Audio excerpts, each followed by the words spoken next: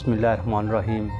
अस्सलाम वालेकुम नाज़रीन, कैसे हैं? उम्मीद है कि आप सब खैरियत से होंगे। मेरी दुआ है कि अल्लाह पाक आपको सलामत रखे, जहाँ भी रहें खुश रहें, आबाद रहें। नाज़रीन, आज बात होगी सिर्फ़ और सिर्फ महंगाई के ऊपर, क्योंकि महंगाई जो है वो बिल तरतीब हर महीने या हर 15 दिन के बाद थोड़ी बहुत जो है वो कोई ना कोई चीज़ महंगी हो रही है, बजाय इसके कि किसी चीज़ के ऊपर कंट्रोल हो। ऐसा कोई सिस्टम चल नहीं रहा। अब सबसे बड़ी प्रॉब्लम ये है कि महंगाई तो हो रही है, लेकिन अगर तेल जो है वो 5 रुपये महंगा हो रहा है तो किराया जो है वो बिल तरतीब 10 रुपये बढ़ रहा है। कि जो कारोबारी हजरात हैं वो तो खूब मुनाफा कमा रहे हैं, यानी कि उनके अपनी जेब से कोई चीज़ नहीं जा रही है। अगर किसी का नुकसान हो रहा है तो वो सिर्फ़ और सिर्फ मज़दूर तबके को हो रहा है।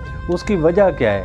एक बात मैं ये करना चाहता हूँ कि जो भी महंगाई हो रही है उसमें जितने भी बिज़नेसमैन लोग हैं या कोई भी हजरात कारोबारी हैं, वो सब उस लिहाज से अपना मुनाफा कमा रहे हैं, पैसा कमा रहे हैं। उनको क्या टेंशन है? भले आप तेल 300 रुपये का कर दें, उन्होंने किराया बढ़ाकर 150 रुपया फ़ीस वारी महंगा कर देना है। अगर आपने कुकिंग ऑयल या बिल ज़्यादा महंगे करने हैं तो उन लोगों ने जी, मिसाल के तौर पर कोई अगर मालिक मकान है तो अगर आपने बिजली का बिल बढ़ा देना है तो उसने मकान का किराया बढ़ा देना है, तो तकलीफ़ किसको है? ये ऐसे सवाल हैं जिनका जवाब हमारे लिए बहुत ज़रूरी है, लेकिन इसका जवाब ना तो कोई हुक्मरान देने को तैयार है और ना ही हम खुद ढूंढना चाहते हैं, बल्कि ये हुक्मरान वक्त की ज़िम्मेदारी है कि वो इस चीज़ का जवाब दें। लेकिन इस चीज़ के ऊपर ना तो टीवी में बहस होती है, बस हर बंदा अपना अपना वो तज्ज़िया करके चला जाता है। कोई तफसील से या कोई बंदा, मुझे तो एक समझ में नहीं आती है कि टीवी के ऊपर क्या लोगों को समझ में नहीं है कि आप उन लोगों से इंटरव्यू लेते हैं जो बेसिकली करप्ट हैं।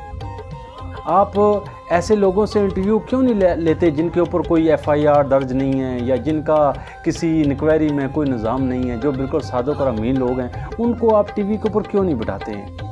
आप उनको बिठाते हैं जिनकी 12-12 बार FIR कटी हुई है, किसी ने कत्ल किए हुए हैं, किसी ने क्या किया हुआ है, किसी ने करप्शन की हुई है, कोई बिजनेसमैन है, कोई मालदार है। उन लोगों को आप टीवी के ऊपर बिठाकर क्या निकालना क्या चाहते हैं? कोई ऐसा मुखलस या जो मुल्क के लिए या मुल्क के मफाद के लिए जो बंदा हो, उसका आप इंटरव्यू लेना गवारा ही नहीं करते। क्या वजह है? क्या आपके पास पूरे पाकिस्तान में 22 से 23 करोड़ आबादी है? क्या कोई ऐसा बंदा नहीं है जिसको आप टीवी के ऊपर बिठाएं? सिर्फ आपने मुस्तकिल रुकन रखे हुए हैं जिनसे आपने ज़ेरे बैसा जो है वो रोज़ बुला लेते हैं। कभी फ़लाँ को बुला लिया, कभी फ़लाँ को बुला लिया। वही 40-50 लोग हैं, उनको आप डेली बुलाकर उनसे तज्ज़िया करते हैं। तो क्या समझते हैं जिनसे आप तज्ज़िया ले रहे हैं या तज्ज़िया जिनके साथ कर रहे हैं, आप क्या समझते हैं कि उन्होंने मुल्क के साथ कोई ज़्यादती नहीं की, या किसी गरीब के साथ ज़्यादती नहीं की, या किसी को लूटा नहीं, या क्या उन्होंने माल नहीं बनाया? क्या वो गुर्बत की ज़िंदगी गुजार रहे हैं? आप ऐसे लोगों को बुला रहे हैं टीवी के ऊपर। शर्म की बात है। ये पता नहीं कौन इस चीज़ का जवाब देगा। अब बात आती है महंगाई के ऊपर। बात ये है कि एक बंदा जो 20,000 रुपया या 21,000 रुपया महीने की कमा रहा है, वो बंदा, उसकी सैलरी तो बढ़नी है साल के बाद, ठीक है। जबकि आपने जब भी चीज़ महंगी करनी है तो किराया तो बढ़ गया, मकान का किराया भी बढ़ गया, होटल का बिल भी बढ़ गया, खाने पीने का। तो मुझे ये बताएं कि अगर साल के बाद उस बंदे की 1,500 रुपया या 2,000 रुपया तनख्वाह बढ़ जानी है तो उसने कैसे अपने घर का सर्कट चलाना है? ये एक ऐसा सवाल है जिसका जवाब हमें चाहिए और हर सूरत में चाहिए। इसका जवाब मुझे नहीं पता कौन देगा, लेकिन ये वही दे सकते हैं जो मुल्क के हुक्मरान हैं या जो इस मुल्क के ज़िम्मेदार। बात तो ये है कि मैं तो मीडिया को भी यही कहूँगा कि उनके पास फुर्सत नहीं है कि किसी ऐसे नए चेहरे को टीवी के ऊपर बिठाएं जिसको पता हो कि वो कैसे कमा रहा है, कैसे खा रहा है। कभी मैंने देखा ही नहीं है कि किसी गरीब बंदे को आपने टीवी में बिठाया हो। हर बंदा वही टीवी के ऊपर आता है जिसके पास पजारों गाड़ियाँ या उनके सिक्योरिटी गार्ड नीचे खड़े होते हैं। तो ऐसे बंदे को जब आप बुलाएंगे, उसको क्या पता है कि एक बंदा जो रेडी 12 घंटे रेडी रोड के ऊपर रखता है या अपना माल बेचता है, उसके साथ क्या बीती है। जब एक रेडी वाला अपना फ्रूट पूरा दिन गर्मी धूप में बेच रहा होता है तो शाम को चोर या डाकू आते हैं, उससे मोबाइल भी छीन कर ले जाते हैं, पैसे भी लेकर चले जाते हैं। अब मैं यही कहना चाहता हूँ कि आप एक रेडी वाला है, जब उसे चोरी हो जाती है तो उसके एक्सप्रेशन देखें। वो बेचारा पूरा 12 घंटे उसने धूप में रेडी लगाई होती है या 10 घंटे, उसके बाद जो पैसा होता है वो चोर या डाकू अगर ले जाता है तो उसके साथ क्या बीती होगी। वो अपने बच्चों को या अपने घर वालों के लिए क्या लेकर जाएगा? ऐसा जवाब ना तो कोई देना चाहता है, ना किसी के पास है। टीवी के ऊपर ज़रूर बिठाएं, उन लोगों को बिठाएं जो साफ़ हैं, जो बिल्कुल मुल्क के लिए साफ़ हैं, जिनकी नीयतें साफ़ हैं, जो मुल्क के हक़ में बोलते हैं, उनको बिठाएं। उस बंदे को बिठाएं जो हकदार है, उसको ना बिठाएं जो गाड़ियों में आता है, उसको बिठाएं जो पैदल आता है। क्या मसला है? क्या उसको अक्ल शऊर नहीं है? क्या खाली पैसे वाले बंदे के पास जो है वो तजिया करने की सलाहियत है? क्या जो कोठी का मालिक है, क्या उसको ही सलाहियत है कि वो तजिया करे? जो बंदा साइकिल के ऊपर कोई चीज़ बेच रहा है या जो बंदा पैदल फिर रहा है, क्या उसका दिमाग फारग है? क्या उसके पास सोचने समझने की सलाहियत नहीं है? क्या उसको ज़िम्मेदारियों को नहीं पता है कि क्या हो रहा है, क्या करना है?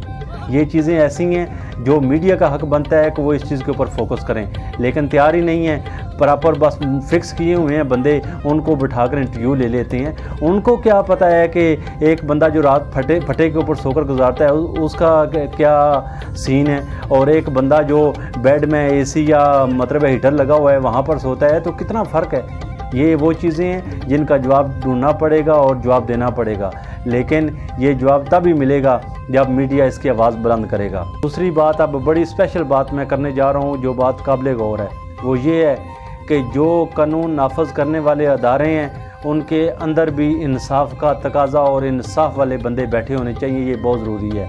अब जो लेबर फोर्स बनी हुई है या जो लेबर कोर्ट है, वो क्या करते हैं? अगर आप कंप्लेन करेंगे या मैं कंप्लेन करूंगा, वो जिस भी फैक्ट्री में जाते हैं वहाँ से पैसे और कपड़े लेकर चले जाते हैं।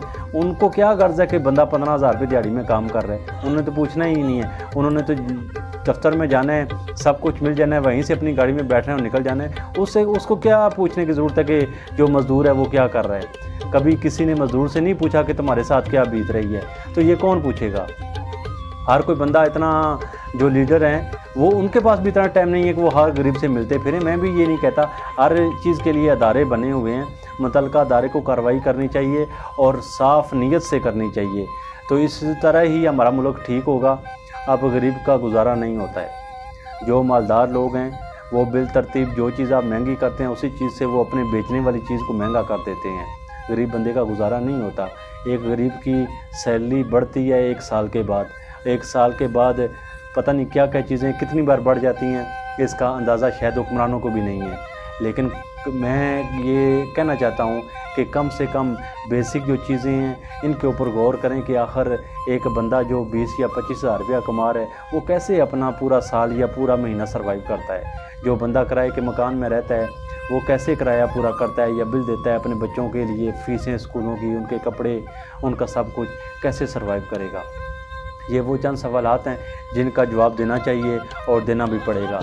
अगर जवाब नहीं देंगे तो फिर वोट लेने का भी कोई हक़ नहीं है। इन चीज़ों का जवाब देना चाहिए और मैं उम्मीद करता हूँ कि इंशाअल्लाह हमारे हुक्मरान इस चीज़ के ऊपर नोटिस लेंगे और इंशाअल्लाह इसके ऊपर कार्रवाई करेंगे। और इसके साथ मैं इजाज़त चाहूँगा। अल्लाह पाक आप सब का हामी नासर हो। अल्लाह पाक हम सब को अच्छे काम करने और अच्छी चीज़ों की तरक्की करने की तौफीक अता फरमाए।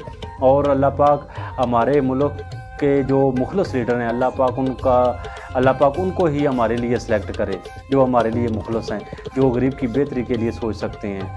अल्लाह पाक आपका हामी नासर हो। अस्सलाम वालेकुम व रहमतुल्लाहि व बरकातहू।